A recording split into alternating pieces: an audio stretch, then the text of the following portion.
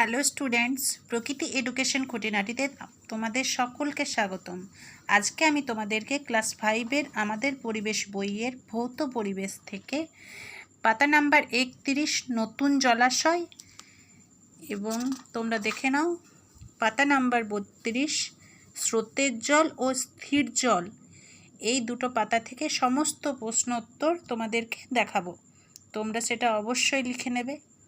তো চলো শুরু করা যাক।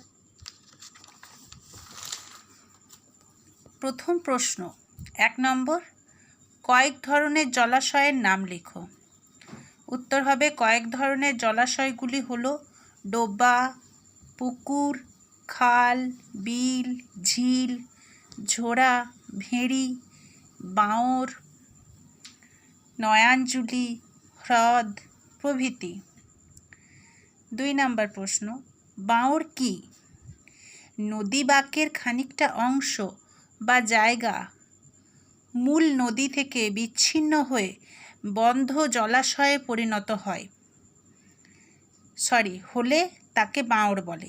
আমি আরেকবার বলে দিচ্ছি, নদী বাঁকের খানিকটা অংশ বা জায়গা মূল নদী থেকে বিচ্ছিন্ন হয়ে বন্ধ জলাশয়ে পরিণত হলে তাকে বাঁওড় বলে।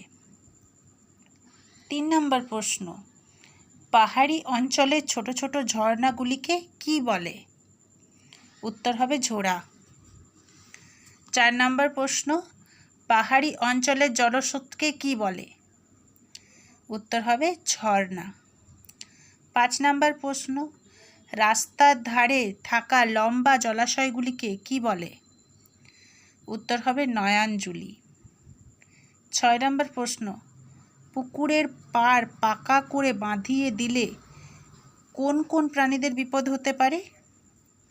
উত্তর হবে কচ্ছপ, ব্যাঙ, ইঁদুর, বেজি, শামুক প্রভৃতি প্রাণীদের বিপদ হতে পারে। 8 নম্বর প্রশ্ন, কোন পাখি ঠোঁটে করে জল থেকে মাছ ধরে আর কোন পাখি জল ছুঁয়ে নখে করে মাছ নিয়ে উড়ে যায়?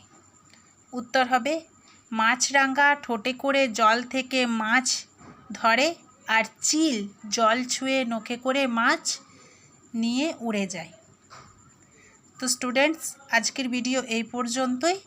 নেক্সট ভিডিও অবশ্যই তোমরা পেয়ে যাবে। ভিডিও কেমন লাগছে কমেন্ট করে অবশ্যই তোমরা জানাবে। টাটা।